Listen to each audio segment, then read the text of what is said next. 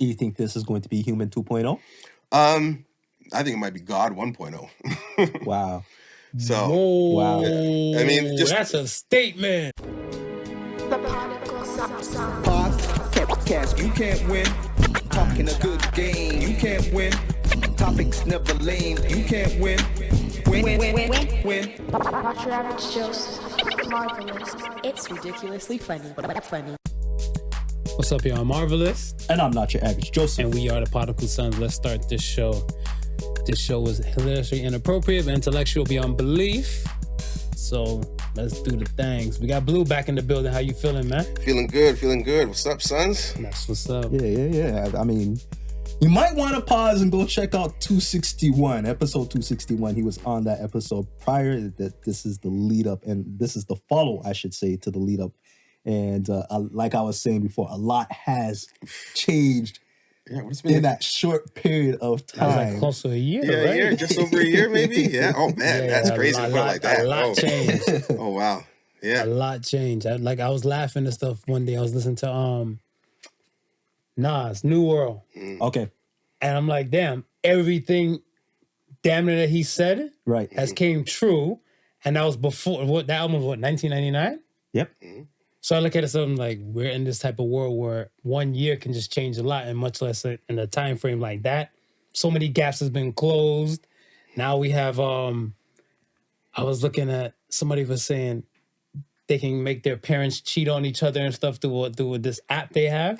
They showed me, they took a photo of their father, took a photo of their mother, and then the app made them kiss. And he's like, he never saw their parents kiss in this kind of outfit and stuff, whatever, before. Right. Mom wear this shirt, this or that.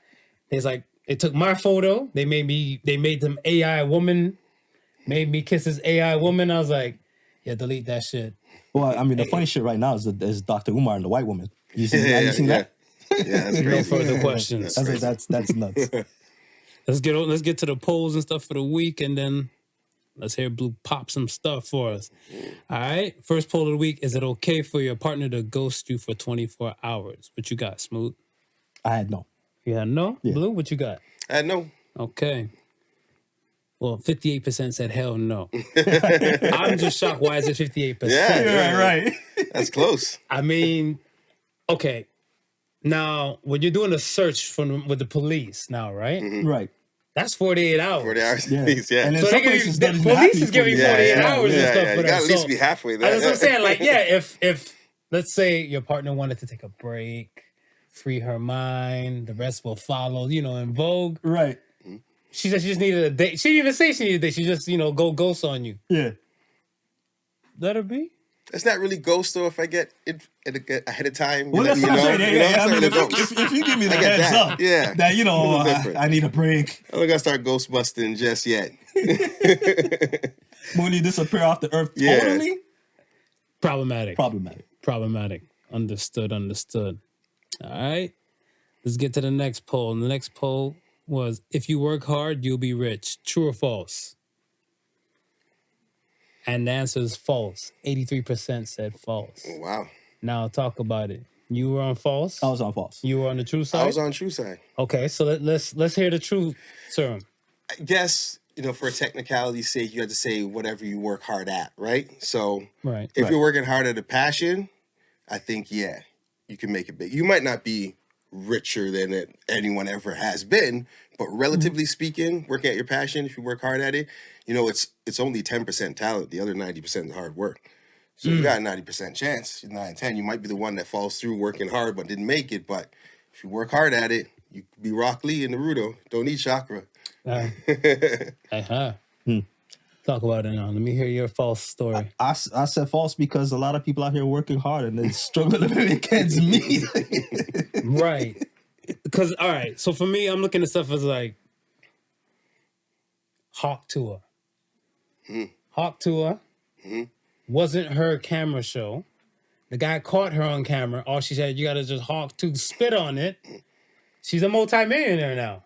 Right. And she's doing work with all types of people, like from the Paul brothers to new endorsements and everything.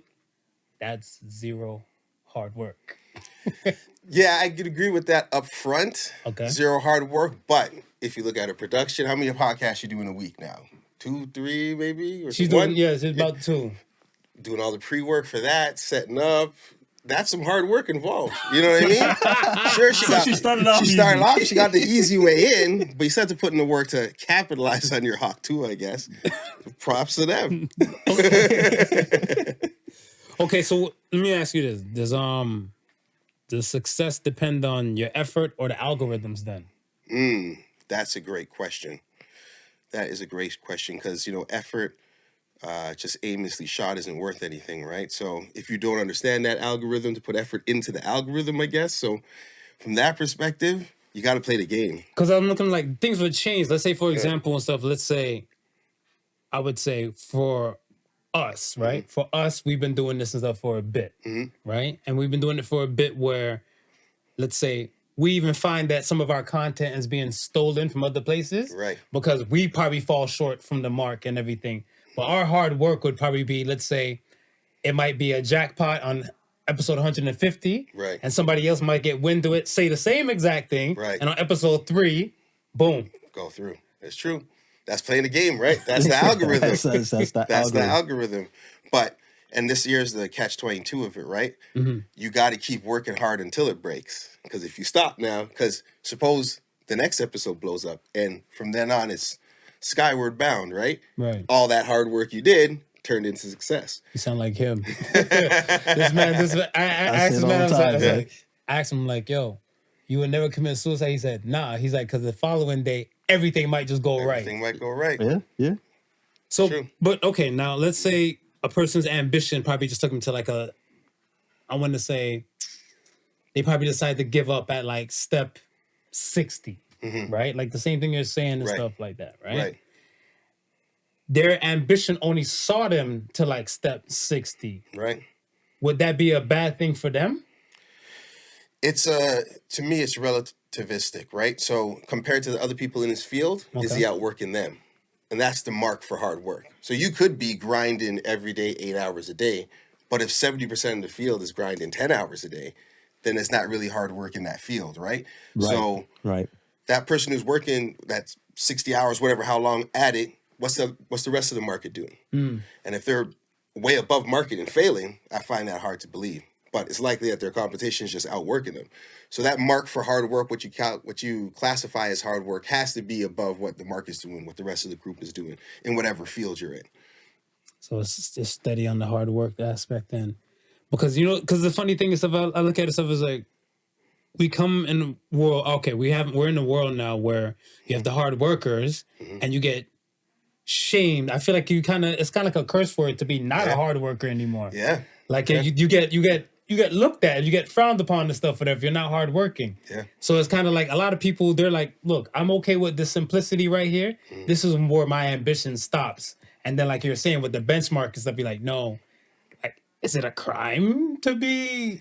No, not at all. I think realizing the level of your ambition and aspiring to that is the mark of success, right? That is successful. It's not against what everybody else is doing. If your ambition is getting to middle management, sit, relax, cruise, take 2 vacations a year, build a family, and have a nice 401k or RRSP, then hell yeah, that's successful to me, right? If your ambition now is to become the top 1%, then you got to be working harder than the 99. Yeah. Nice. Okay. All right, man. Let's get cracking now. Let's get cracking. So, tell us, man. Yeah, it's a brave new world, folks. Should we be ducking and running? I mean, I don't think that's gonna help. I wish I could say nowadays just get your bunker and you're good. But we're at what a lot of us in the field called an inflection point, right? Explain on that. So throughout civilization, there's been inflection points. There's been like electricity, right? And out of electricity, all kind of innovations happen. The world gets smaller, population grows, GDP, et cetera, et cetera, et cetera. Fire is an inflection point, right? Definitely. There's actually a quote from Sundar Pichai, who is the head at Google. And he said that AI is an inflection point like fire. Now, I can agree to that. Another inflection point you might think of is the internet, right? Yeah. And you got to think of Sundar, who is the head of Google, if he thought that AI was like internet, he would make that comparison. He would say AI is like an inflection point like internet, but he didn't say that. He says like fire. Right, It's like right. primordial civilization changing effect here. And where I work at Trend Hunter, we're basically tracking how fast this goes. We go into, think about your Fortune 1000 companies. I don't know what companies I can say without looking at our website because we have a lot of NDAs. Yeah. And we talked to them about AI and how they should put this into their work and the gains we see and things of that nature. We went and did a workshop with a company talking about basic AI, the ways to think about it, the way to use it in your work. And within that session, they found out a task that they could automate and save themselves $60 million a year. Wow. It's insane. And that was just with an hour of doing some brainstorming stuff there. How many chartered accountants do you think that would probably replaced? That's an interesting question, right? I mean, and that was the question everybody talked about right at the beginning. It's like, what's going to happen with my job here? Are we going to be working? And right. Yeah. I'll say this. If you are,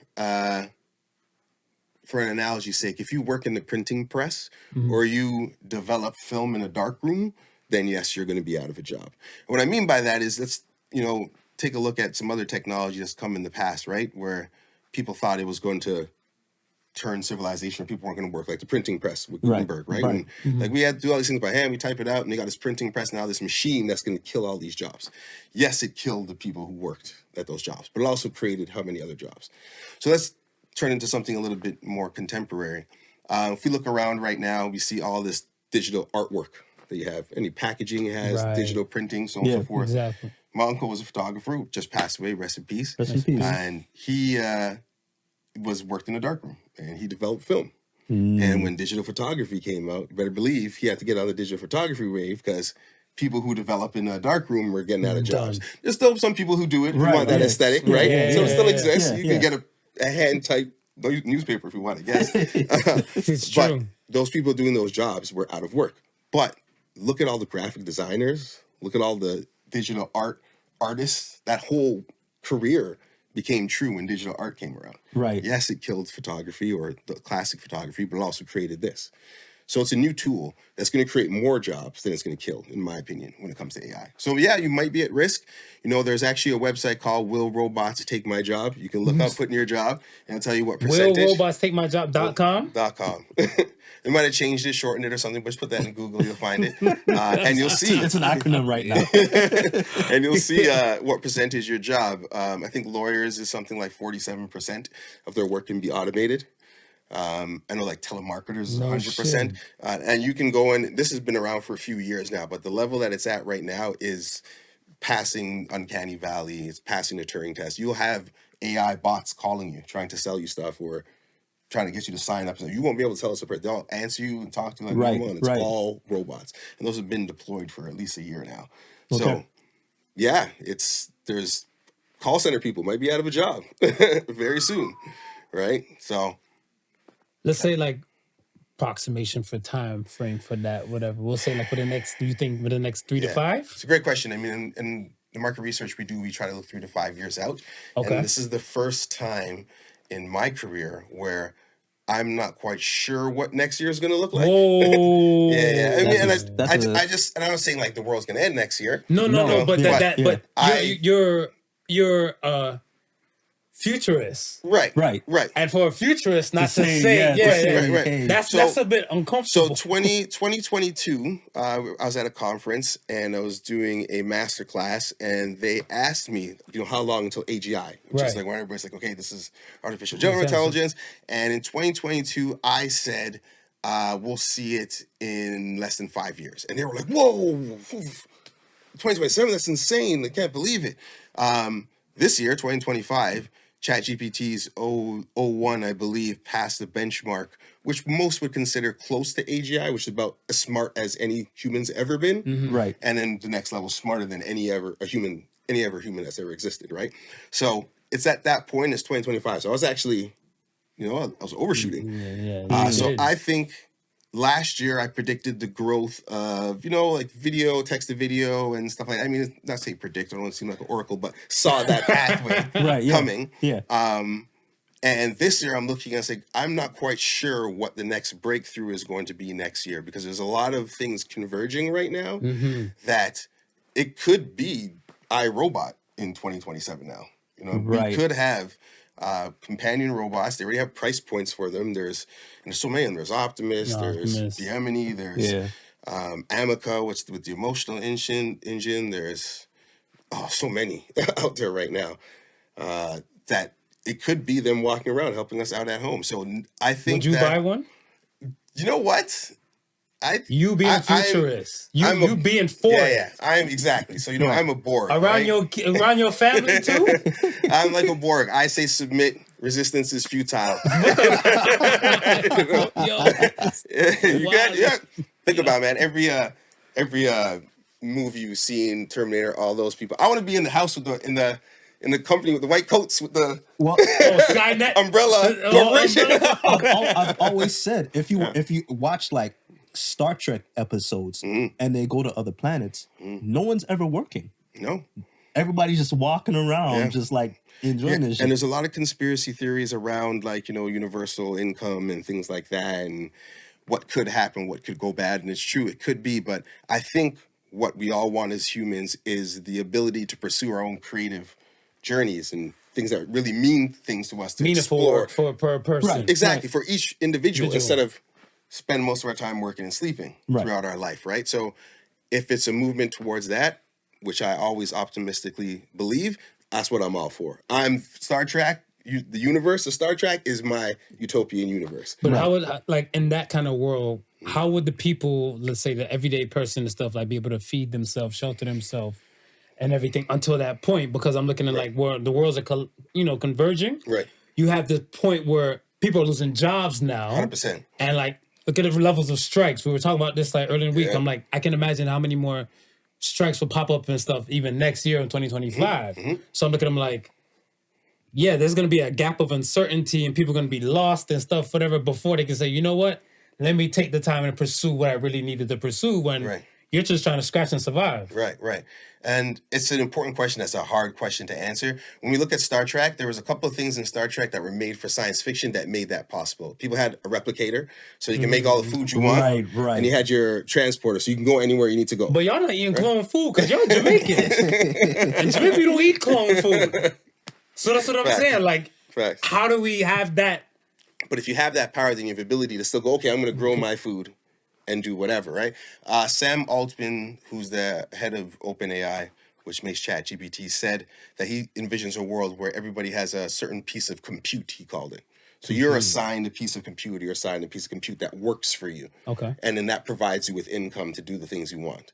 And you can put more time into that compute and make it grow or whatever and then earn more in the capitalist. But you also have this base level compute that it basically goes out and works in the world for you, so to speak, if you want to kind of analogize. It's like we always say, if I could have two myself and that one person just works for me and I just do all the chilling stuff. Yeah. There's actually a really great show out. It's a show or movie out right now that actually goes through that whole thing where there's a different version that works for them. I can't remember what it's called, but I'll have to look it up. Is that Surrogates? Is it Surrogates? Yeah, I think it's Surrogates. Yeah. Like they just sit home and their robotic body parts and stuff will go outside in the real world, do all of this and stuff, and funds and everything gets deposited in your account. You don't gotta leave your house. Yeah, Right. But like, Elon's been talking about that for a while, having your Tesla car while you're at work, go out and drive, and pick up people, drop off people and make money for you while you're working. So that's the extension of it, right?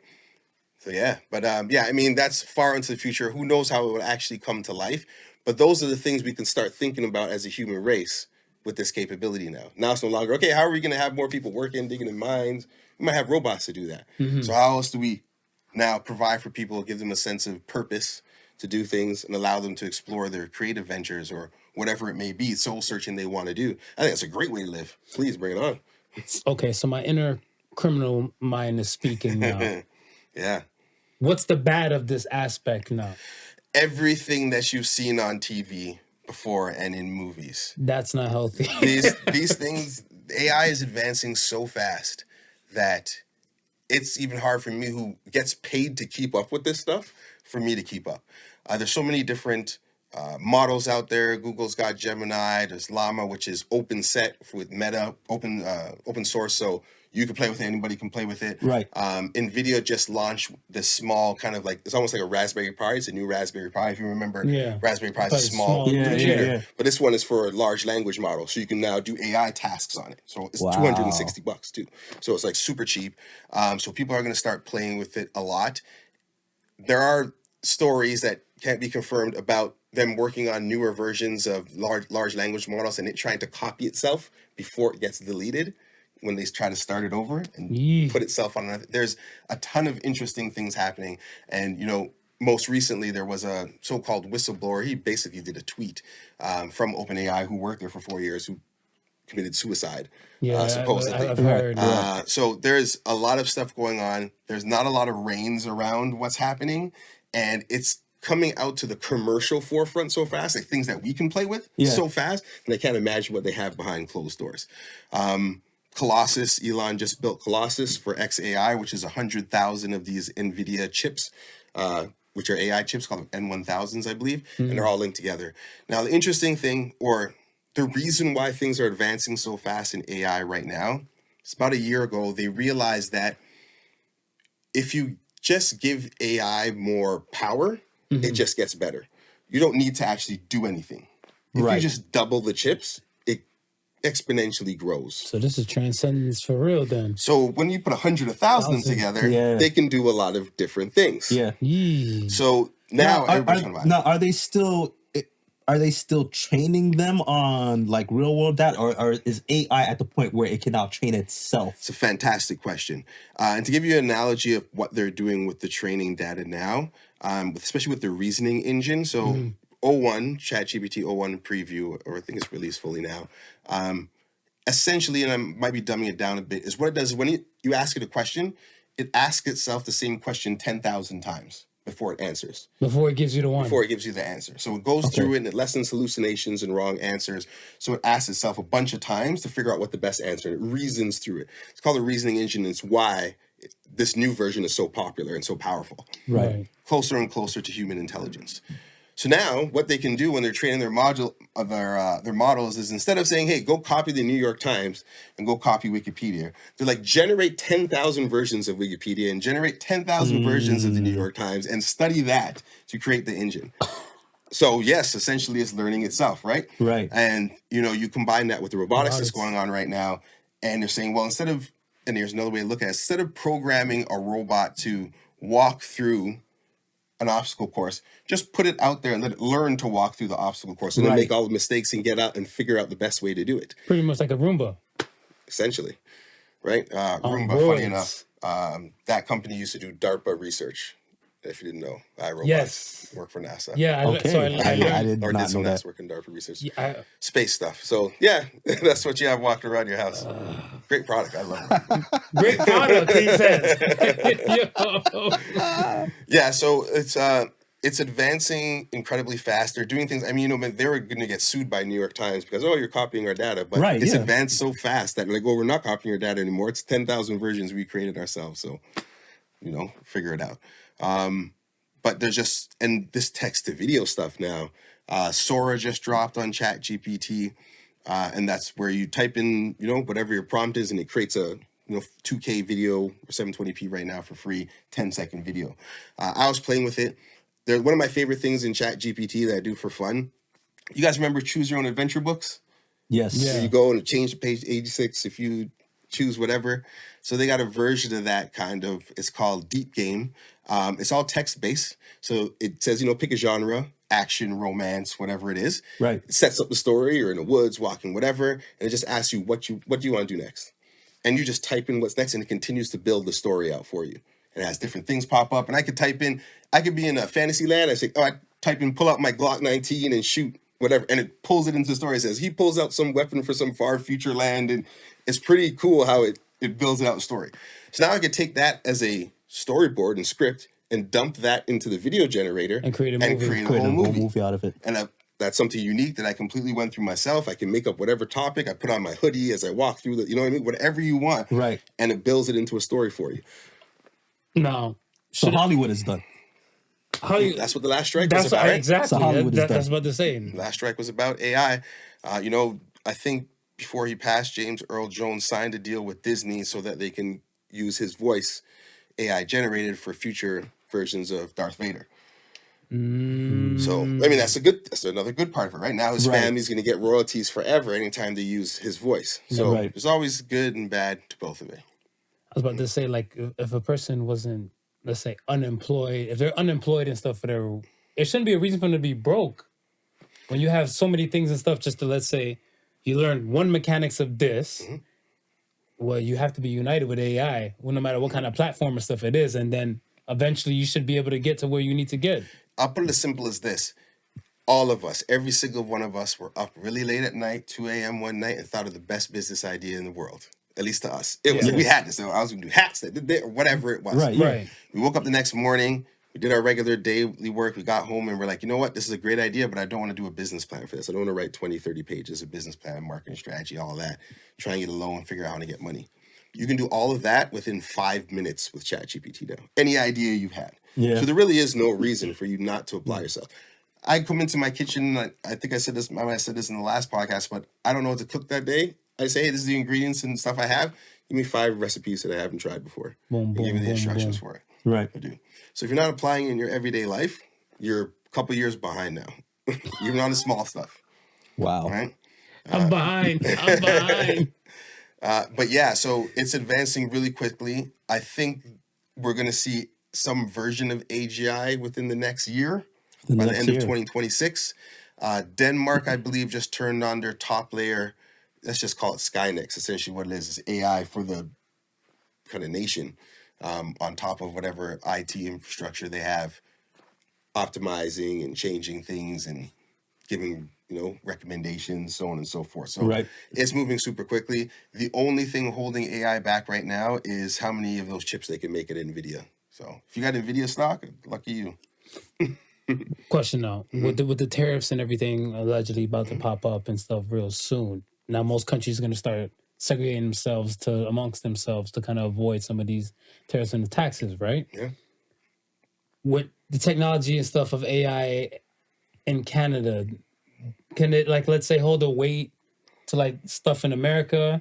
Because I know, like, for China now, they're probably on a different type of level. But could Canada hold their own weight? Yeah, I mean, this tariff thing is interesting space because we're such a close ally. Everything is intertwined there, right? Right. I mean, they'll probably hurt, not as much because they're 10 times larger than us, but they'll hurt as we will hurt. We probably have the ability to weather a lot of stuff. You might not have grapes from wherever passing through. From the technology forefront, I mean, we're great with technology. I know D-Wave, which is one of the large companies, they're based in California, but they do have a spot in, I believe, is in Burnaby in the BC. Large quantum computing company on the forefront of everything that's happening right now.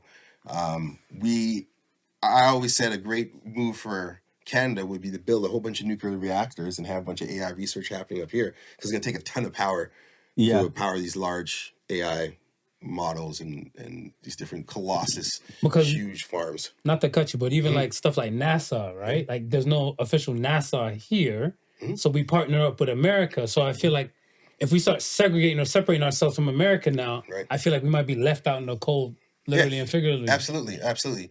NASA's so grossly underfunded. I'm surprised they do as much as they do. You'd be surprised how little funded we work with NASA. So I was like, wow, really? Compared to government funding, but we have the capacity and we have some great engineers. I mean, we have a history of like the Avro Arrow and those things going way back. Yeah. And we have Waterloo and all these great engineering schools up here. We pump out a lot of great engineers here. So But they run out of here. straight But to America. if there's a problem with them getting over there, if it gets worse and worse, then we'll have to We'll build have it to at make home. room for the Yeah, we'll have to make room for me here. But yeah, I don't think that's going to last long, to be honest. I think that's just like, I'm in the house right now, bow down type of stuff. And they already spent $1 billion at the border to address one of the concerns that Trump had. So yeah, I think they're going to kowtow real quick. But I mean, that's for the next prime minister to deal with, right? See, Biden's going crazy. He's like, yo, do whatever. I'm out of here. So I mean, I think Trudeau's going to say, he's like, yo. Pardon his son. He's straight now. Yeah, he I'm he good. Yeah, does man. due He's like, yo, diligence. go fire those missiles. I don't care. Do anything you want. I'm out of here. Because I'm always looking at stuff as where, again, like the future state for the country and just within a year, because look how much can happen within 30 days, right? Right. So then we're looking at stuff like 365, and I look at it stuff is where AI development and stuff happens so quick, and certain countries will implement so many type of things. Like, say for example, even America, they have with the Cash App and the Zelle, Right. and we're still on e-transfer here in Canada. That's right. Right? Like, we don't have too many other separate entities and stuff kind of like that. So I feel like, America, they're more forward with their technology, their AI and everything to implement it into the everyday person's life. Well, I think here is still heavy resistance. Yeah, it's an interesting perspective. I think when we look at it, we don't internalize that there's just 10 times more people, so it seems like more. But I think from a per capita perspective, we're right up there, especially from just being able to execute on innovation.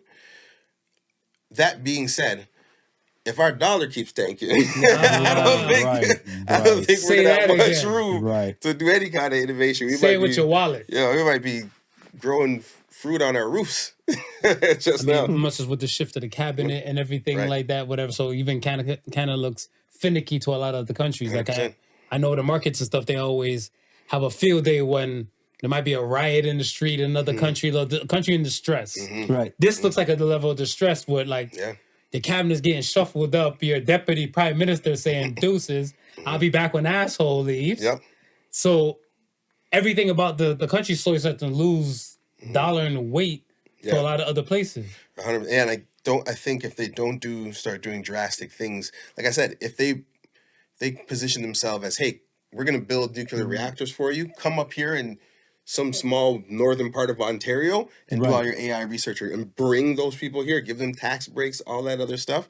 We could do that. Like, we have the infrastructure to do that. So I heard two things and stuff one day about, like, in America. One thing is that, the land space and all the, let's say, the equipment or things you need to build the reactors. And then I heard I don't know if it's true or not, but I heard like the people who work there, they have to be born and bred within the country, because they were saying like stuff like ISIS and other cells and stuff would say like, we have engineers to send over to help you build up your nuclear reactor. They know the codes now. Then now we're in a different kind of dance. Right. But that's also a good thing for me, because now you can say, hey, come do your research in the labs and whatever. But the people who are doing the maintenance and everything, they're all Canadian. Yeah. There's jobs out there, right? Yeah. It's developing the northern parts. Because we don't, and that's another thing, we don't internalize the size of Canada, right? It's massive. I was talking to a couple of people from the States, and I was talking about Ontario. Ontario has 250,000 freshwater lakes, just Ontario. And there's a landmass with the most freshwater in the world. I was like, really? There's so many lakes in Ontario. There's one lake called Another Lake. And there's a lake right next to it. There's a lake right next to it called And Another Lake. Past that, like the lake is called Another Lake. Another Lake. Another lake. Another lake. And the lake beside it is called And Another Lake. Fuck out of here, man. Look it up. Look it up. So we got like a ton of space. It's cold here as hell. But we could do that, man. Create a biosphere up there or something crazy. But I think, I always say, if you want to... what happened to the whole thought process of biosphere? They're supposed to pop up like man. wildfire and stuff. I Like remember way back back when when we were talking about that. Back. And then they everything just went dark. Yeah, well, we need the robots. I don't like that laugh from a futurist. Yo, we need the robots to build it. What kind of laugh is that? That's a super villain laugh. All these things become possible right now because we have the robots now that can stay out there and build it out. So while we're getting things sorted out here, they can start building the biospheres out there for us. Oh, shit. Because we don't have to do human capital. See, these are the good sides of things that we want to see, right? Yeah. So, I mean, they're talking about having one of those houses. I think they're marked at like 20 grand. And if you need to move a piano, you're going to be hiring those. You're not going to be hiring some dudes to come in. Someone's going to own 3 or 4 of them. They're going to bring them to your house. Oh, you need to move this over here? Yep, go move that over here. And they're going to make money. The fear that most people have, like, again, Skynet, rising machines type of fear and stuff, whatever, would you say, let's say, if possible, where prices were decent, would you recommend people to have more than one? So let's say one bot, we'll ballpark, say one bot might be 10 grand. Would you recommend people to at least get 2 or 3? I would. I definitely have 2 or 3. One to guard, One One to to cook. God. cook breakfast, one to drive the getaway car. Yeah, but no, I mean Canada's the best place to have it, right? I mean, you could probably survive a nuclear apocalypse here. You could survive a zombie apocalypse here. Survive a human apocalypse here. Probably just go north and survive a winter, 2 winters. It'd be good. One, 2 winters. I want to go by another lake now. Like that's some interesting shit. Yeah. And they have the sign there too and everything. Canada Lake. I would hope. I would only hope. All right. I have one more question just to pertain to, like, let's say, with AI, right? AI, we have this situation where, like you said, it's learning at its all time of level and stuff like that, whatever. Do you think it'll be a time where we won't need a legit, warm body, blooded prime minister, president, world leader?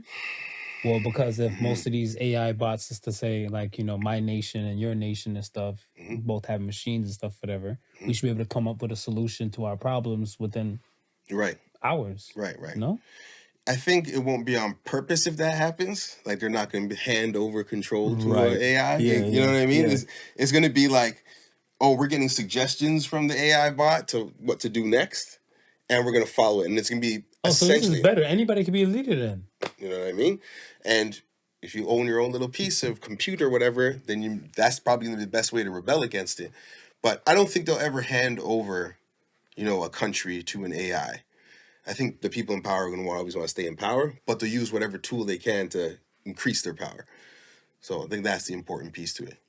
Do you think we'll reach that level of iRobot where AI just says, screw all y'all humans, I'm taking over? I don't see how we don't, really, with the type of people that we have in this world. That's what I said. Let's think about the crime. Right. Let's think about the bad. Right. And you'll see it pop up more in news. Oh, we just have to unplug it, whatever. And as soon as there's going to be no unplugging this thing, right? Well, I mean, that's what the whole Matrix thing is, right? They tried to block out the sun, right? So they wouldn't get no power. And they said, okay, we're just going to use humans as the power cells. Actually, so there was a DVD that came out called The Animatrix. Yes. I tell him about it all. He hasn't watched it. So I haven't watched it yet. There's I think it's like 5 kind of episodes, something different. I know. There's one called One, and it's about the rise of robots. So they do exactly what we're doing right now. They have this working class robot race that decides, you know what?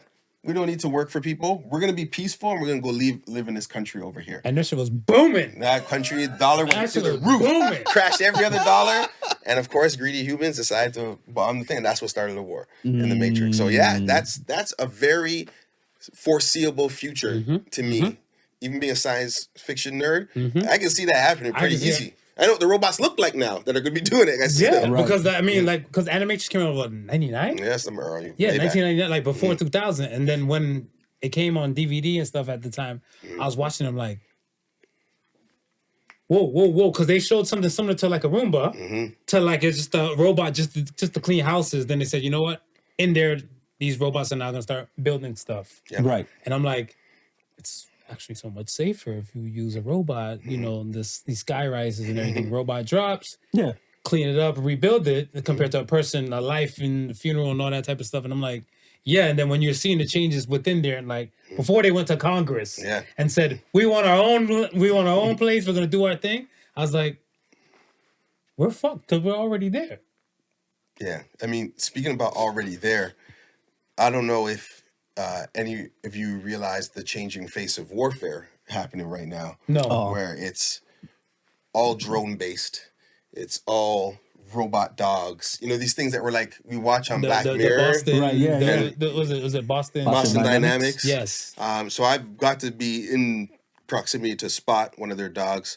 It's about $60,000 for it. They have them working on oil fields because on the oil fields, out in the middle of the ocean, the big tankers or whatever, you know, they have people who walk around at night to check gauges and things of that nature, make sure everything's okay. Right. There's obviously tripping hazards. You slip, fall into the ocean.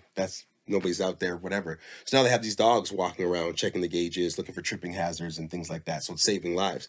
But you watch this thing move, around, it's unsettling. Just how perfect every step When I watch makes. it online, I always want to piss In myself. person, it looks exactly like it looks online, like it's CGI in real life. And the funniest thing the guy said to me is like, you want to try it out? It's Call of Duty controls. Okay. Wow. I'm used to that now. Wow. So That's fun. Okay. So I mean, one of the most striking pictures I saw this year was this dude who looked like he was straight out of Cyberpunk.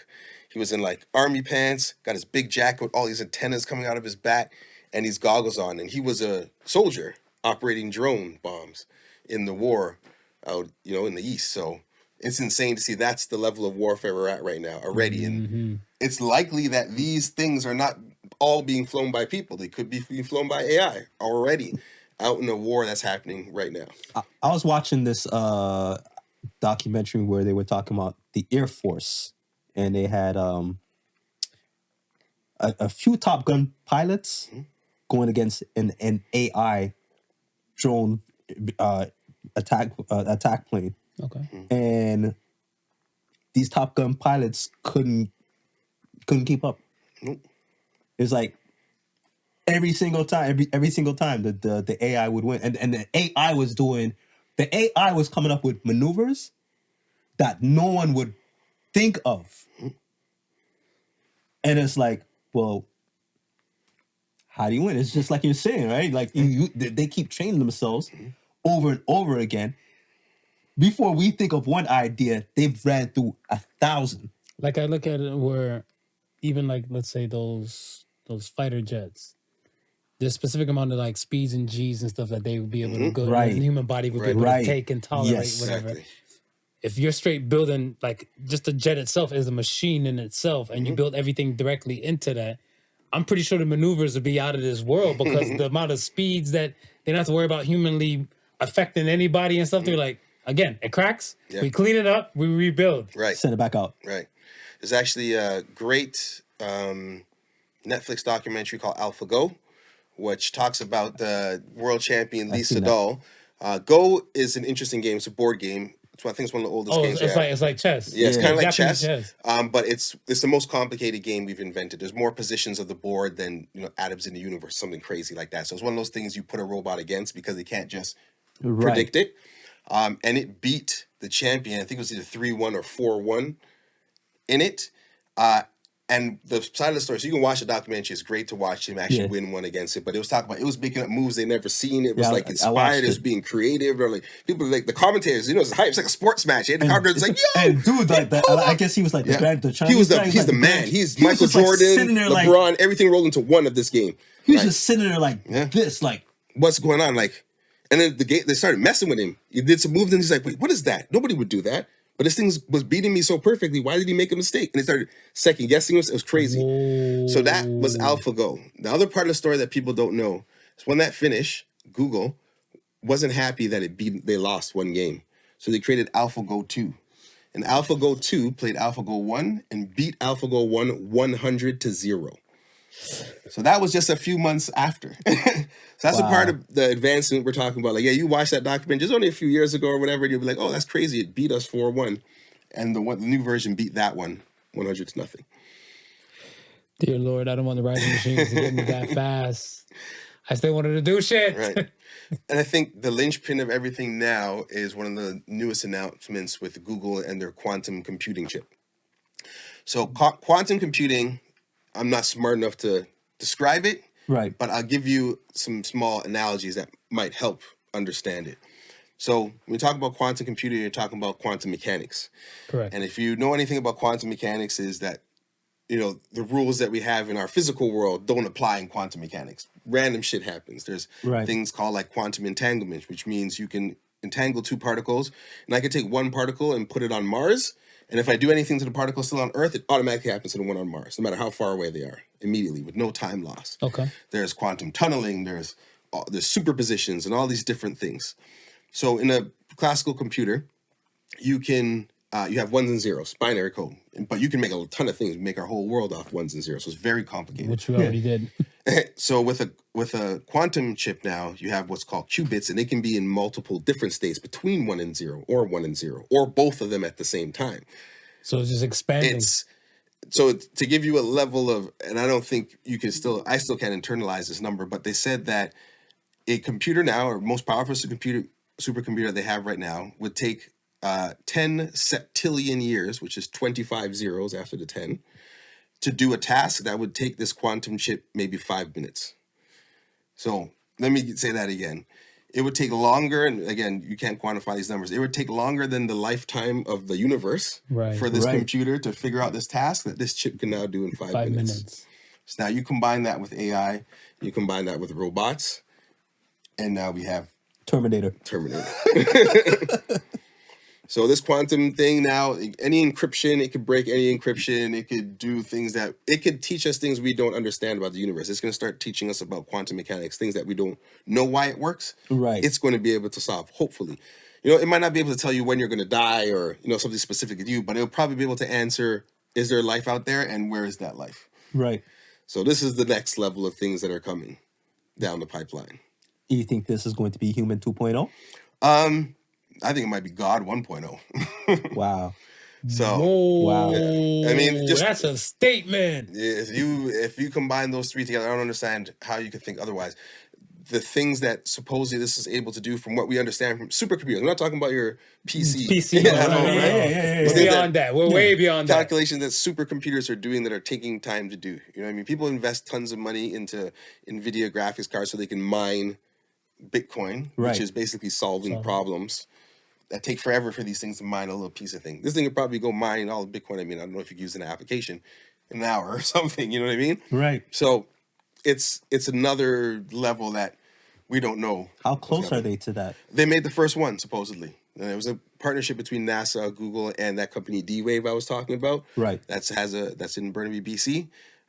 So that's really interesting to see what's going to happen next. So that company is stationed out in BC. So it's a Canadian company. I think it's an American company because they're in Palo Alto, but everybody's in Palo Alto. I was about to say, yeah. So I don't know. I haven't dug that deep, but I know they have a spot in BC. I think it's Burnaby. And I know that's where a lot of that quantum chip research is happening, in Burnaby as well. Okay. So, you know, when you think about optimization, you want to take a trip.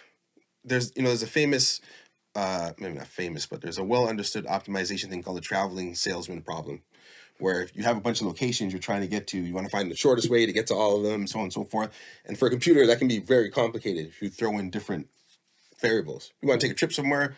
Am I sitting in the front row? What time am I getting there? What car am I taking? The peanuts, or am I getting chicken, veggie? There's all those different things. If you're going to optimize that stuff faster and faster, that's where you're going to start to see value. So that, supposedly this chip's going to be able to do that like that. So this is really a brave new world. And again, why I say I don't know if what's going to happen next year. Suppose all those things converge in one. We might have something interesting walking around. Okay.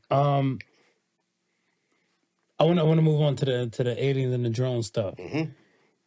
So let's go with that, right? With everything going over there in America and them freaking out about the drones, is it aliens, is it whatever? A few years ago, you know, the government, they just start giving a fuck and they just start saying like it's whatever. Some things are, some things aren't. Right. The current technology that we have, do we stand a chance? Do you think we stand a decent chance for whatever that might be out there? No. Nope. Not close. So things like the Tic Tac video and all those, and you know, let's just say they're real. Let's say they're real aliens for now, for argument's sake. Right. They have a understanding of some fundamentals of the universe that we don't have. That our little atom splitting nuclear bombs aren't gonna be nuts. Right? Most specifically, we worked hard for that. And you know, it's impressive. You know, in Star Trek, they say that aliens start to notice planets once they split the atom. Correct. Right. So that's one of those things where it's like, yeah, Roswell and all those spots, Area 51, that happened when we start testing the bomb and stuff. So they're like, oh, they started taking notice of us. So yeah, but if they understand gravity and traversing space like that and so on and so forth, yeah, But we ain't got nothing. Bullets? Oh, come on. They're probably energy beings or something crazy. Their whole ship is AI. One of my favorite theories, because when people say, oh, if they're that powerful, then why do they crash and all this stuff? One of my favorite theories about those is that, remember those aliens, the grays? Yeah. The big heads and the big eyes? That those were biomechanical cyborgs that they sent out from their planet. that took years to come, and by the time they got here, they were all fucked up and crashed. So they could have been in space for like 500 years, 1,000 years, Right. sent from a civilization, thousands of years ago, Right, to right. check out Earth because they That's saw Earth. that's that version of Tesla bot. Right. And it just crashed because it was like by the time it got here 1,000 years later, it wasn't really got out, walked around, and they captured it and they're cutting it up. And so it could be that. That's what I think personally. That's the best explanation I heard. Oh, we're in for a shit show. No, because you're right though. Like with the technology, let's say for us, like we're still arguing, debating and stuff if the moon landing was real. Right. When if these things and stuff, let's say from our telescopes that we have here currently on the planet, we can see like so many galaxies and places beyond just our normal solar system. Right. So we can't see these invaders and stuff, I guess, when they even make a light year jump to come directly to the planet. Because I'm looking like, if you have the telescopes fixated out there, how do you let something fly right past your eyesight? Right. So now it's flown past and stuff for there, and they kind of double Dutch thing.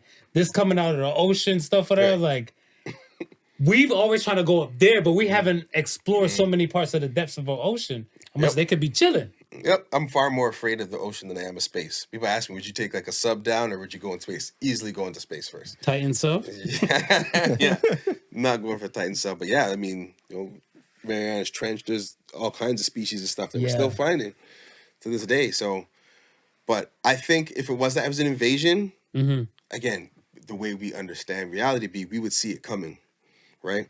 We got the JWST, the James Webb Space Telescope out now. It's the new Hubble. Right. And when it looks out into the furthest reaches of space, they see that actually different parts of space are expanding at different times, which is against everything they understood from the Big Bang, which leads them down the path that the Big Bang might not be the accurate way to understand the beginning of the universe, which also leads credence to the fact that we could all just be in a simulation in a computer program that somebody or something else is running. Right. Roy. So From Rick and Morty. Yeah. That's right. That's crucial. It's a lot. Put it like this. It's a lot to comprehend and digest. Right. But what you're saying and stuff is that I'm not speaking for you, but I look at it stuff. Everything you're saying it's been proven and it's been seen. Right. Right. And it's scary and stuff where most people don't put this into like the back of their mind to even have the thought, because some people are either in denial or in confusion, or they just, I don't say they don't give a damn, but I look at it stuff, it's not your problem until it comes close to you. Like once it's in your proximity, that's when it's a problem. Exactly. Because I want to say like, there's so many things like, oh, okay, you can say something about like Area 51 and Roswell and stuff like, oh, freaky shit happens there. Right. No one lives there. That's in the desert. Now what's happening in Jersey? Right. Where you have tons of residents chasing shit with their phone in this digital age. Like everybody's from like a World Star era now to like they're trying to chase it down and everything in the drones. And I'm like, yeah, our technology can't keep up because people send their phones or everything, and everything is like diffusing and tapping out. So I'm like, whatever that is, I don't think we stand a chance. Yeah, and you know what? I actually think my guess to what all those Jersey drones are about is probably scarier than them being aliens. Because if they're aliens and they're just using drones, we might stand a chance. We might be Will Smith in this, the Independence Day stuff. You know what I mean? So aliens gonna get knocked out. Come to Scarborough, you know what I mean? Those type of things. But I personally think it's the government testing out their drone capabilities and how fast they could deploy drones. It's basically like military testing. Could be how fast do they monitor a civilian population and see what that's like in real time? Do they take them out? How do people move? What information could we get? I think that's why, because they're not worried. They're like, oh yeah, don't worry about that. We're just like, it's cool. I heard that Beth, like she used to have like a show, Bethany, and she was saying that somebody that she knows works with the Pentagon and most of those things and stuff for their, I guess, with the UV and the temperatures and stuff in the daytime. A lot of those things and stuff that don't really work too well, so that's why they would do it at the night when it's cooler and stuff for a lot of things, and much less to see and spot a lot of things and stuff as well. Right. So I was looking at it, I was like, it might be some validity and stuff whatever to it, but again, the everyday man or everyday person is just left in shock and awe. And we're looking like, if we saw a drone action, we'd be like, oh, don't worry. Right. Don't be offended. Don't be afraid. Right. This is just test. Right. Then it'd be like, y'all play too much. Right.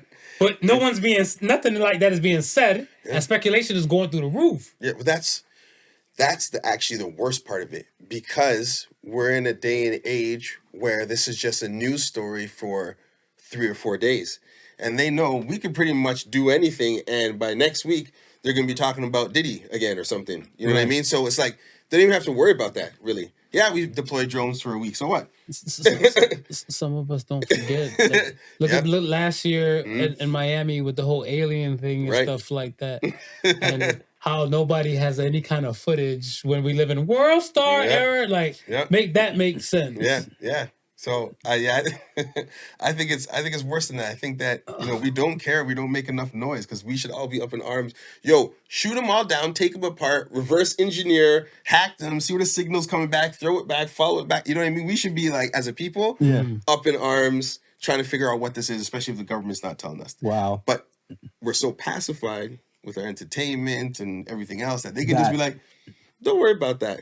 We're just, yeah, because when the curtain comes down, they say, hey, martial law, and all of a sudden, the drones are out, and you're like, whoa. It's 8 p.m. inside. What are you going to do? Yeah. Right? This is what we were supposed to stop from happening before, but we're already there. They're ready to put the play on them dogs. You see the little one, I think I can't remember, it might have been South Korea. Might have been Japan. South Korea. The South Korea that looks like the Star Wars bot. They're just rolling around. It's rolling around. Yeah. They're all there ready. They're different versions. Boston Dynamics company you mentioned, if you look at their history, they were bought and owned by so many different companies around the world, like Hyundai, one of the worlds. So all those patents for the best versions of those robots are owned by all these companies all over the world. That's why you always see so many different robots looking like the Boston Dynamic dog, looking like whatever else they released that's been passed around. So yeah, those are. I just thought they try to build them to be like something that they can say, okay, this is familiar, and we will spend the money for it. Because some things, if it looks too far off from something, to be like, you're doing the most, and you're not gonna get the funding, you're not gonna get the money and stuff like that. But we need it to look like this, so people would be like, from the makers of, right? No, what you say makes a whole lot of sense. Because I remember when Daimler bought Chrysler, and all that technology that used to be in like the Chrysler vehicles, they just ported them over to their Benzes. So they basically like, oh, we just really bought the company for the technology. And you can see there's so many companies out right now building AI tools built off ChatGPT, using the APIs, and they're just trying to build something for a specific use case so someone else will buy them. Bigger company go, yeah, we need that, and buy them. We're seeing that happen all over the place, Right. You come out with your little AI tool, you build a little thing, hey, we made $10 million a year. They go, okay, thank you, here's $100 million, and we'll take that company now. We'll do this, yada, yada, yada. Unless ChatGPT just takes and kills your company without talking to you. So yeah, next year is going to be interesting, I think, personally. This year was a wild one. So many things are about to converge. We got these social issues. I mean, look around the world and look at from a political uprising perspective, right? I mean, South Korea, that martial law stuff happened. We were talking about South Korea. That happened like crazy. The last time that happened, it was very murderous. It was like 70s or 80s, something like that. Something like that, yeah. So, I mean, you look around the world and you see all these different things happen. And of course, with our one of the things I enjoy when I get to travel is I get to see news from the perspective of other places. Right. And when you're outside of the bubble of North American news, you It's get a perspective that's very, very different. Right. Now, so I'll give you an example of something I can't remember where I was, but I was watching. And by the way, there's wars going around where people are dying, so I don't want to be insensitive to that. And I'm not trying to stake a claim that I'm on this side or that side. Yeah. There's an interesting perspective I never took into consideration when they talked about the war in Ukraine. And when Putin said that, hey, I won't go to war if you say that Ukraine won't join NATO. I think we all heard that before. Yeah. And we were like, okay, well, they should have the freedom to do whatever. So we're on that side of things. And one of the newscasters said something like, well, what if China said to what if Mexico said to the United States, hey, we're going to have Chinese missiles on our border? What do you think the Americans would say? No. Hell no.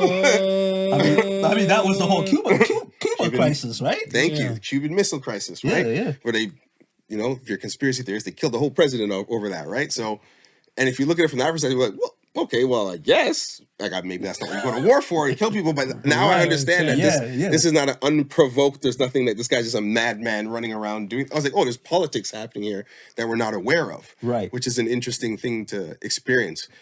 So all of this is happening at the same time right now. We're on a technological inflection point. We're on a social inflection point. Political inflection point. I think the entire world swinging back to the right after a lot of left, kind of more liberal views. That's what I was telling him. I said the older you get, the more conservative most people get. They like the ordinance. They like the order. They like that kind of stuff. So the liberal stuff would be kind of like times of old. Right. I would say currently, I feel like everything's slowly but surely going more conservative than we think. Yeah, and I'm a centrist through and through. I always kind of want it down the middle, and sometimes I'm left, sometimes I'm right. Yeah. But I think prior years, the right extremists were, in power, and then for prior years closer, the left extremists were in power. Now swinging back towards the right. I mean, just look at our wonderful land here of Canada, where our prime minister is probably on the outs in the next 6 to 8 months. Maybe might be sooner than that. That's what I was gonna ask you. I'm like, do you think it'd be something sooner that Trudeau would probably take a step? Well, I'm trying to see what I can say. I was having conversation with some people over. We're not going to violate your NDAs, okay? And one of the things they said, I'm trying to say they, so I don't say even gender clues, was that the NDP, and this was months ago, that the NDP is not going to do a no confidence vote because they got to raise money for the election so they can try and get more seats. They don't have no time. They're too busy supporting liberals. So he predicted, he's like, the no confidence votes are not going to go through. NDP is going to support the liberal side. But now it seems like he's like, yeah, we're ready to split it up. Maybe they made enough money. Maybe he got his pension locked in. I don't know. Yeah, because when I saw Jack Meat saying, like, you need to step down, I was like, I thought y'all was like this. So it's interesting what politics are at play behind the scenes in that. You know what I mean? That's what I want to know. Right. But that, again, is another interesting perspective. Like, oh, well, he's dodging because they need to raise money to make sure they have seats next go around before the Green gets more, or the Bloc gets more, or whatever it is. Right. So, yeah. But I mean, how many years has it been to Trudeau? I want to say going about 8. 8 years? Yeah, about 8. I think this has been the decade with the most downturn from a Canadian perspective. You know what I mean? That I've lived through. You know what I mean? Like, there's been some rough years and stuff, but it's... Would you put that, not to cut you, but would you put that more part on the pandemic than you would put more on the leader? Yeah, some of the stats that they throw at you, like he's like the biggest deficit or whatever, if you add up all the prime ministers, a lot of that's the pandemic stuff. Right. But, he didn't show any innovation coming out of the pandemic to rebuild Canada in ways that were important, right? Like, there's, and I'm no government official, but there's levers you pull throughout your society, you know what I mean? There's unemployment, there's inflation, there's all these things, and they have to be managed well across all those levers to be considered a good leader. I don't think he managed all these levers very well, right? Because the houses are way through the roof, my taxes are still high, my roads still suck. I wait 8 hours for my healthcare, which is free and cool, and I grade it, but it's there. And all they do anyways is throw pills at me and don't really give me any care anyways. Right. There's a lot of stuff like that happens. The homeless rates increasing. There's so, and this is a theory of mine. When I look back at his father, Trudeau, my parents came to Canada through his policies. Right. A lot of Caribbean people came up through here, and that I heard that was the boom in the 80s in that time. That established a voting base for the Liberals forever. Because my mom has 14 pictures with Justin Trudeau. And he's at Caravana or something. She's there in a picture with Justin Trudeau. So she's a Liberal for life. Right. And, we look at the immigration policies recently where, some reports say there was 700,000 people brought into the GTA, maybe larger area in the last year. Yeah. That's insane. Yeah, I heard that because they include in those stats and stuff, they kept the numbers of the Syrian refugees from a few years ago. And apparently now with Syria and their shift in their world and stuff, whatever, Canada apparently never cut the tunnel off.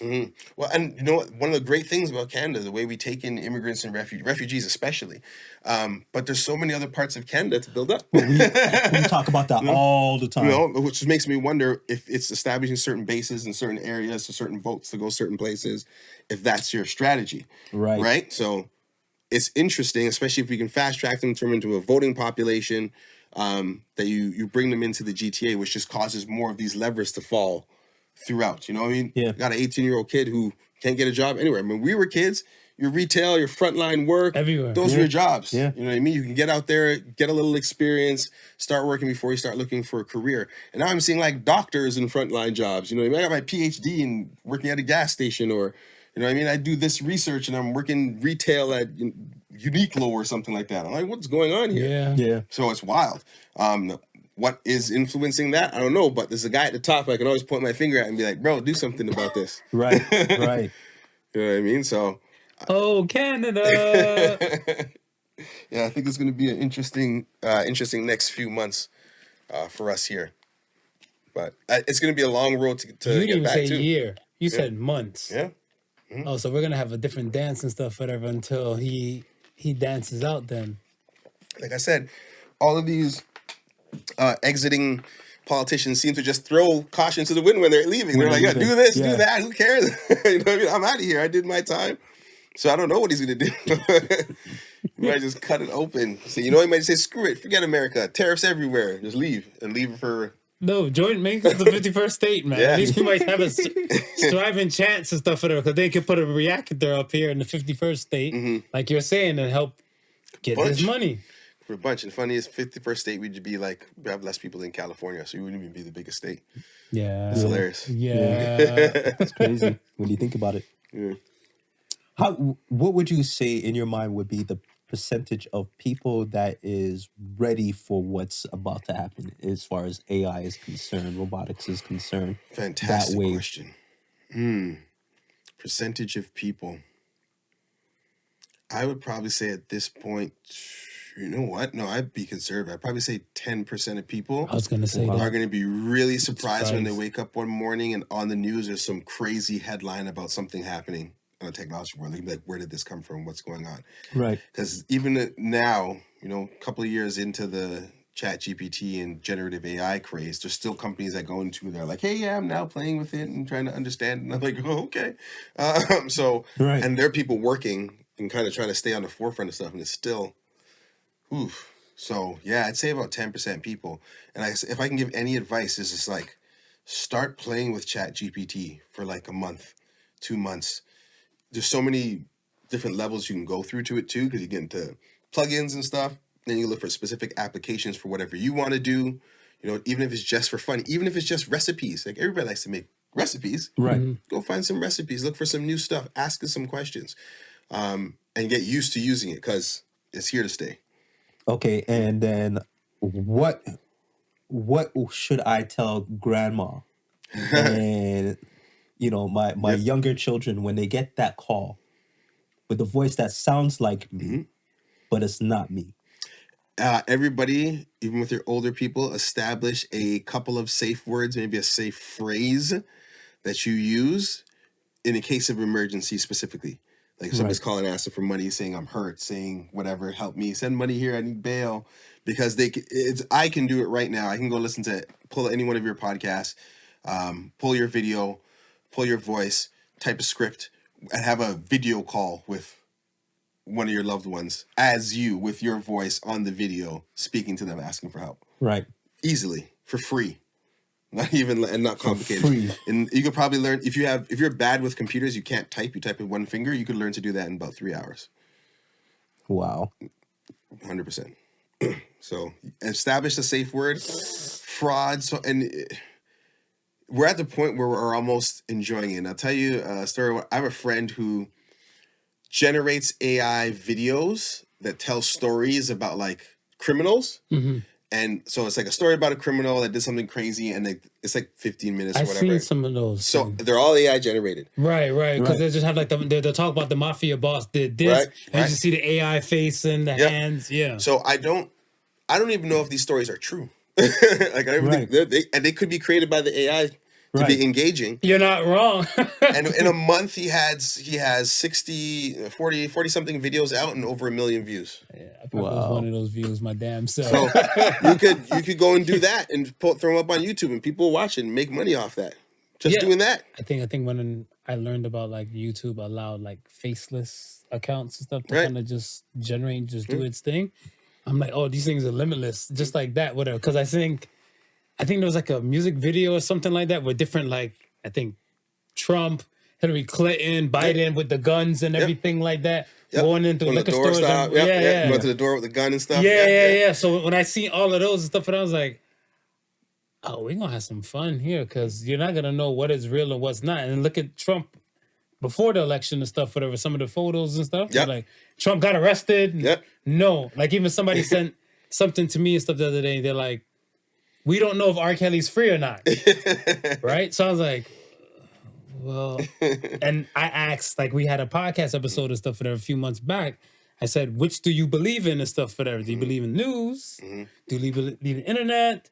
Or do you believe in like the medias, the social medias and stuff like that, whatever, right? And some people don't watch news at all. Right. Right. Where I feel like at least the news will get sued for, I want to say, infringement and lies and like, you know, the whole besmirching characters. They'll take those lawsuits and stuff. Huffington Post, your Fox and all them, they're used to those type of things. The smaller places, they're like, whoa, I can't eat that. I was just joking. It's just a lie. People believe those social media places way more than they would believe the news. Yeah. So what do you believe in?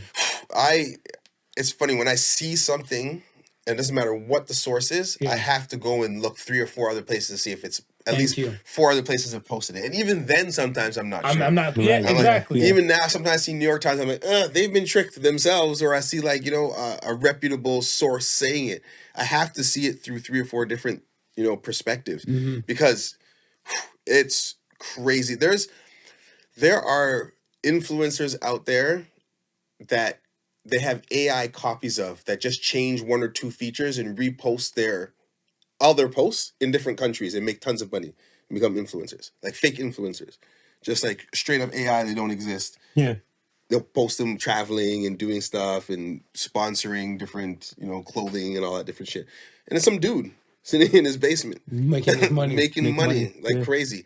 So it's almost impossible to be sure something's real. And especially with the text to video, if you go out and look at Sora, Runway Gen 2, Google just released what I think is called VO2, which is the best out of all of them. I heard about that the other day. You have to know what you're looking at and understand a lot about AI to tell. I have a very hard time. Is that the company that kind of mastered the hand thing now? Oh, the hand thing is long gone. Yeah, because I remember they were saying like Google, like they were so proud of it. They're like, you can't tell which is real or what's not. Yep. And I was like, and they did the whole hand thing and stuff. I was like, fingers look mastered. They have this cuticles, you can see now. Now they're on to mastering the physics of things. So if I hit something and the way it falls and stuff, so they have ones that are specifically tuned for 4D physics engines. So they apply that to the other video generators. Collisions become better and things of that nature. But yeah, they're so good that even me who looks at them all day can't tell. Sometimes I'm like, what is that? That's fake. Especially if you do it in like a rapid succession of cuts, like in a movie. Right, you have action happening. Why film it? Just throw in the CGI. And, Well, I was blown away by the Adidas commercial. yeah, and that's it's a year old. Really? Yeah, it's a year and a half old, I think. The bright floral one. Bright floral? Yeah, it's like a year and a half old. They did that with the agency a while ago. So that's technology. That technology is garbage. Garbage now. Yeah. Absolute garbage. You can play with Sora now for free. I think they opened it up for you sign up, so you can go in and start playing with it for free. And I want to make a cartoon, my own anime.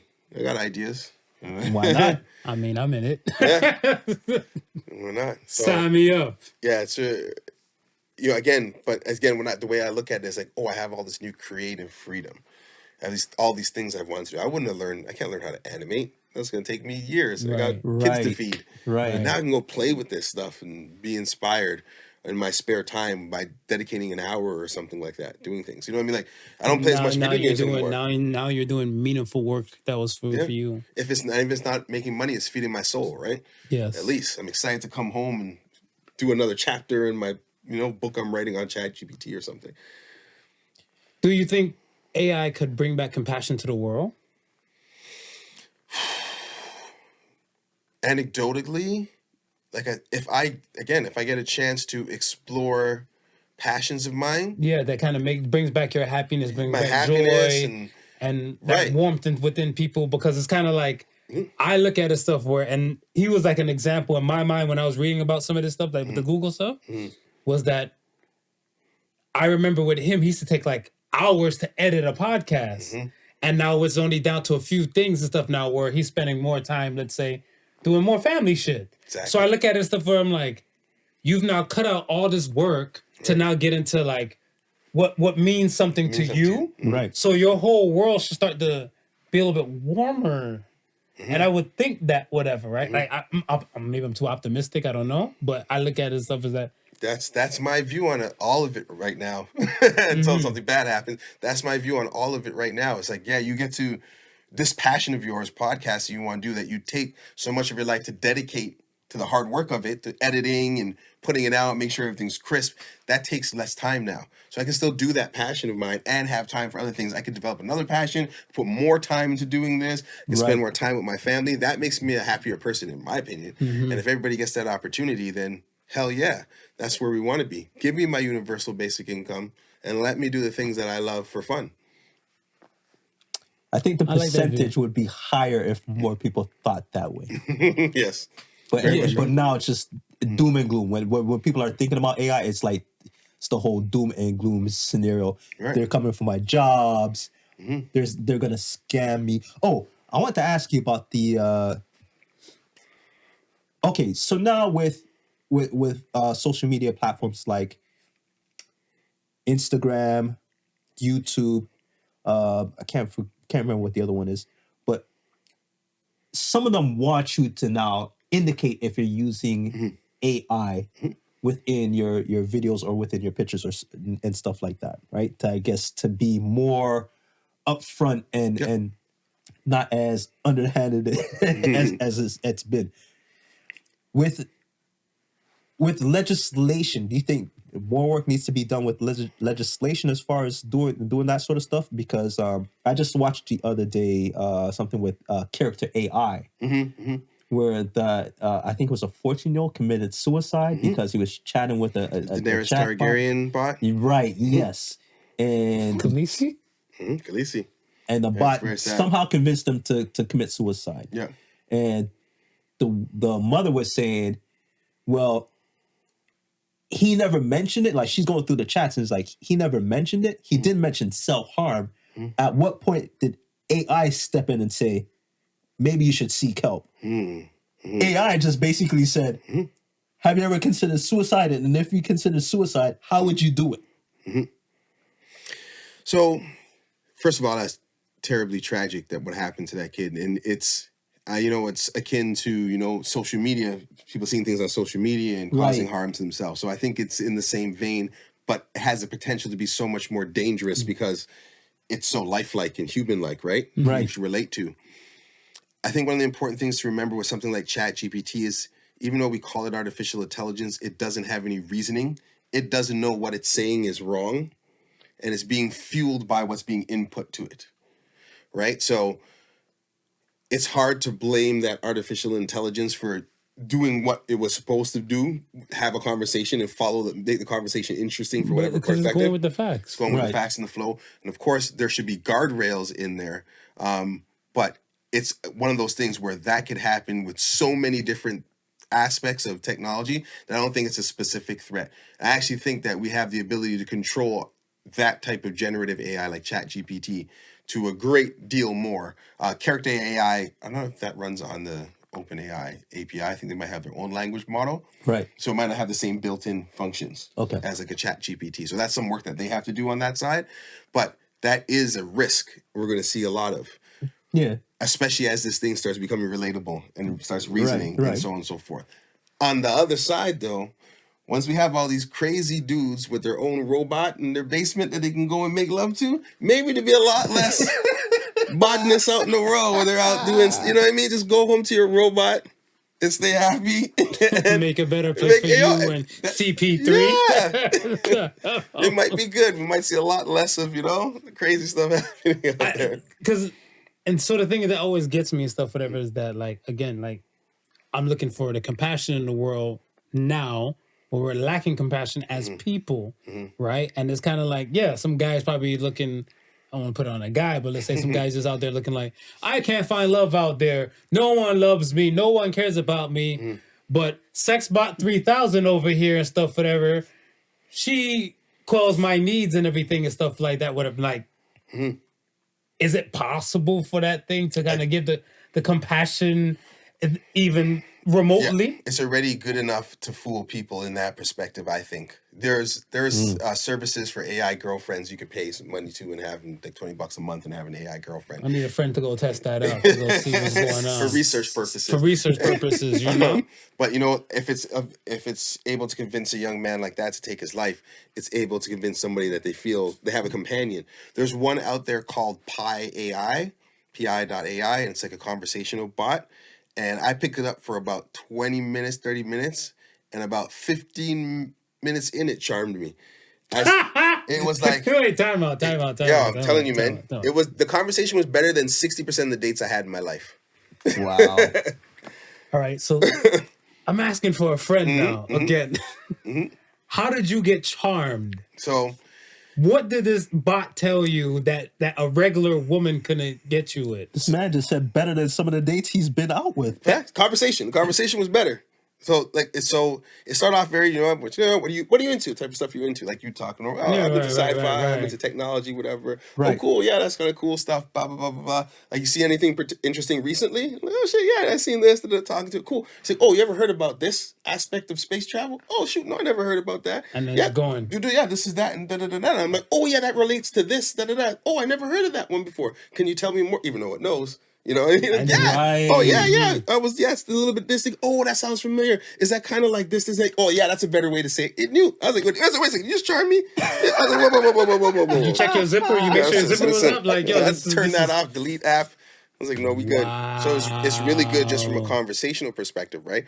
And for people who don't have this, I mean, social skills are dying right across these generations, right? Right. So for them to maybe have something that they can interact with that helps them develop social skills. Right. You know, during the pandemic, when my son was at the age where you're in the park playing the dozens and making your mama jokes and getting tough skin and doing all that stuff, he was at home playing video games on a headset. And, you know, my parent brain is, no, you gonna get an hour or two on this and you go read a book or whatever. But at the same time, he's also on the line, talking, playing the dozens, making your mama jokes. I'm like, oh, that's that social training that you would have on the park. He's having on this video game now, which is the real metaverse, which we all thut about, right? Right. My son's right now home playing Fortnite with his phone there, talking to his friends, living through that game. You know what I mean? He's got his skins, he's got swag he wears in it, he shows it off to his friends. That's what the metaverse really is. And they're living that right now. So for them, as they're growing, if they have a bot that they can talk to, maybe that'll help their social skills to be better in, normal person-to-person conversation. Hopefully. Right. Yeah, so the robots are going to be parents soon. Very soon. To very humans. Soon. That's crazy. That's different. Okay. All right. No further questions for this side. A lot has been said. Right. Yeah, so, I mean, again, I think embrace it as much as you can. It's okay to be feared and stuff. Like, we're always afraid of something new. We're always worried about new technology displacing people. So far throughout our entire history, technology has only enabled us to do more. Right. And be better and advance. And yeah, the world's a messed up place, but it's better than it was 50 years ago. It's better than it was 100 years ago. And technology enabled a lot of that. So if we can have a quantum leap on that advancement of the human race through technology into a better place, I'm all for that. Well said. All right. Let's get to the question of the week. Question of the week says, how have you shown up for other people this year? Interesting. How have I shown up for other people this year? Professionally, I've actually stepped out of my circle and helped out quite a few people just off the strength of wanting us all to succeed. Nice. And I've also given a lot of my time back into the music world, working with artists, taking because my title is Senior Vice President of Special Operations or Special Projects and Revenue Operations. So I do a lot of revenue planning, and all that good stuff. So taking that kind of business acumen to like independent artists to be like, here's how you plan out your stuff. Here's how you should set targets for what you do. That's good. So on and so forth. So that's been important to me over this year, and I want to do more of it in the new year. I might start charging some of y'all though, because you take a lot of time. Take some time. And you don't listen still after I do all the work. So And how many people have shown up for you this year? a lot. So Especially at least you got it in reciprocal. well, I mean, okay, so let's look outside of family, because your family's always sticking up for you, right? You know what? I don't think I've ever quantified it, because I try not to look at or count how many blessings I receive. I try to be internally grateful just on a day-to-day, and I don't take the time to be like, oh, this person showed up for me, let me show up for them type of thing, and put them in that box. I just try to do good all the way through and ignore my blessings and just take them as they come. So I wouldn't know, to be honest. Yeah. No, because we like even we polled a question and stuff a few weeks ago and stuff. But it's support the new friendship, right? And a lot of times and stuff, whatever, where certain family members might not even support you. You Right. might have some other people that might not even know you, but just might know your work, Right. and want to support anything and stuff like that you might 100% do true. or touch and stuff behind that. So I look at it stuff as where, let's say, if you had a thing where a speaking where you were gonna be at and stuff, and you're like, it's open to the public, come get informed and all the above. You might have more supporters show up than family members and stuff Absolutely. Right. at said event. So I'm looking at stuff as like, wouldn't those people be more helping to, like, let's say your aim is to help educate and teach, Yeah. and they came with a few people that they felt like should be informed as well. Yeah, and that's definitely happened this year. Thanks for. And you know what? There's actually a moment. I think it was this year. It might have been late last year. I did a speaking gig on AI to a room that was 99% white, but there was these two black gentlemen at the back, and I was just leaving. They stopped me, and they were like, "You don't know how good it is to see a black man on this stage. You've been working for this company for 20 years, and you gave the keynote for one of our big conferences." And I was like, he's like, yo, man, just for being a black dude, it's just great to see that. So that was, Right. to me, that meant a lot, because they stepped out and said, yo, I want to stop and make sure and let him know. Right. So that for me was showing up for something that I kind of do on a daily Day and don't pay basis. attention to. So that was cool. That was a big That's one. How Shout out about, to those guys. how about you, Smooth? Yeah. How have you shown up for people this year? I've taken, basically what I've been doing for myself and for the podcast, and I've been out and about doing it for, other people, and just on the strength of you're doing something. If I can help you out a little bit, I'll help you out a little bit. So I've been filming showcases, I've been conducting interviews, and in my free time editing that stuff, and just basically just giving it to the to whoever can use it and say, make something of it. You know what I mean, and not really thinking about anything other than keeps me active.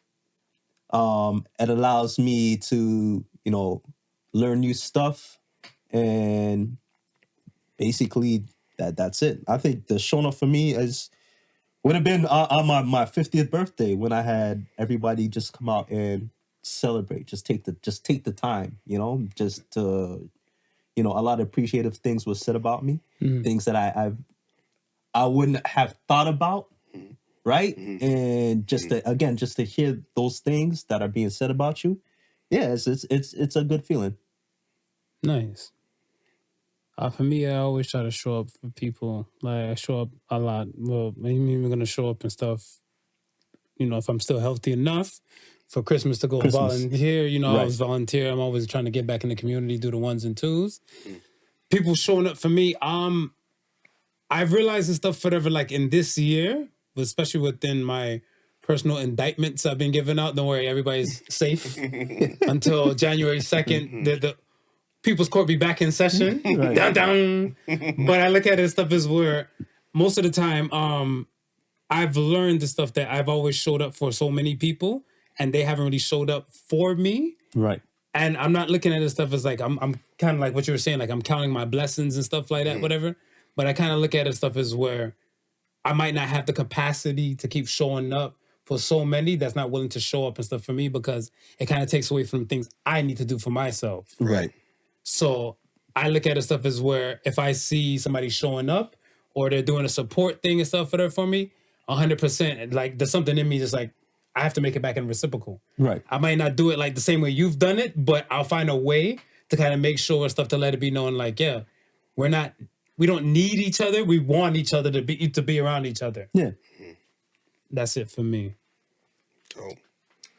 All right, man. Let's get to the Ask the Sons. We're gonna take these informations from the fans and the listeners, supporters, and we're gonna see what we can do to answer them. First, Ask the Sons question comes from amazing_Andy. What is the hardest thing to explain to women? The hardest thing to explain from a man to explain to a woman, Yes, sir. is the male ego. Because it's a pretty singular emotion outside of it, and women are the masters of emotion. Like, they understand emotion and are more empathic than men are. Right. And it's hard for them to understand how one single emotion like ego could drive so many of our motivations. And I think when they think of ego, and from their perspective, being more empathic and having a wider range of emotions that they can't understand why that one emotion is so primary to most of our actions. I think that's the hardest thing to understand. It's like, you have to be a man to understand. It's that kind of thing. How about you? How easy it is to fall asleep when you're watching a movie.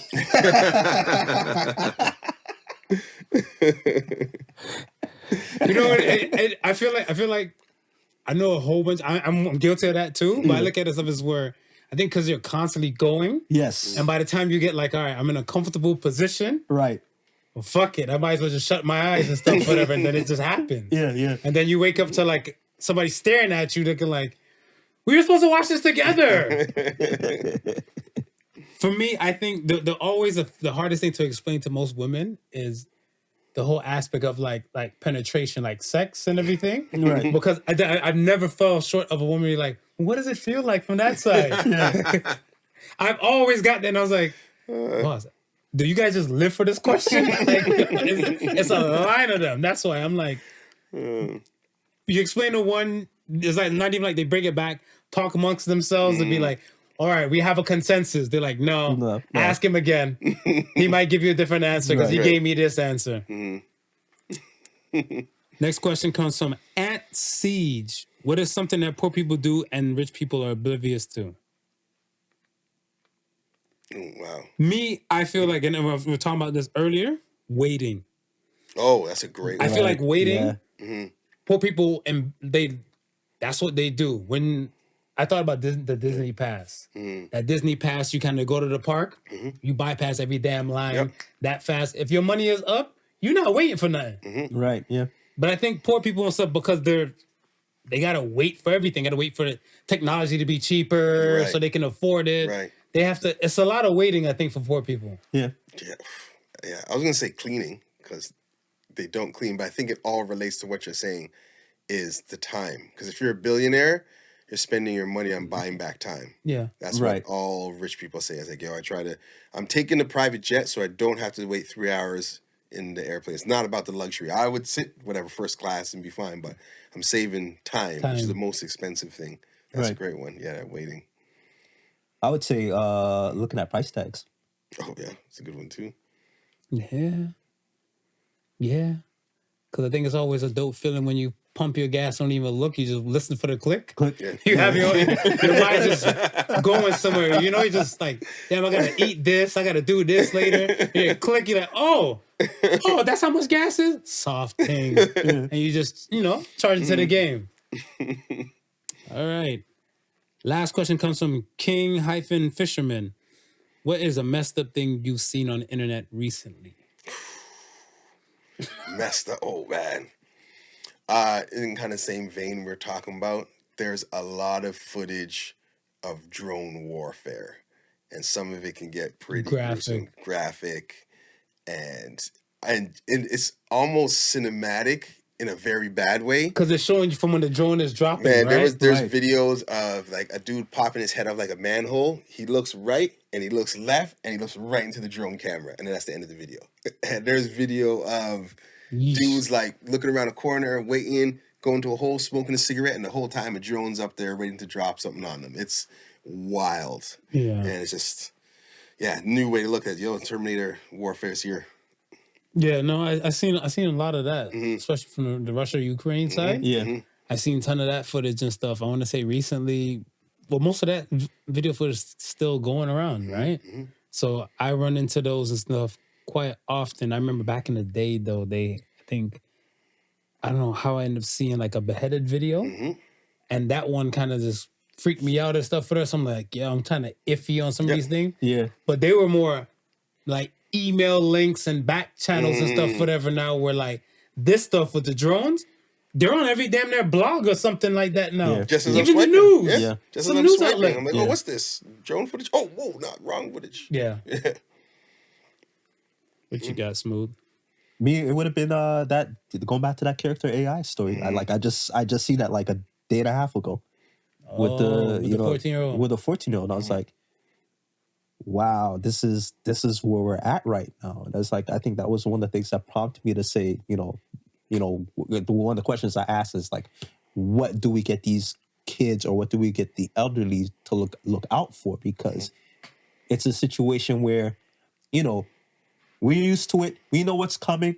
We have an understanding, but grandma hears your voice in distress. She automatically thinking that's my baby, and she's going into that protection mode. And Well, look at the elderly and the senior citizens with the scammers, right? right, With the scammers that they're still getting scammed and stuff to this day at an all-time high and stuff. Much as now you're want to attach like a family member in harm or something like that, so to speak.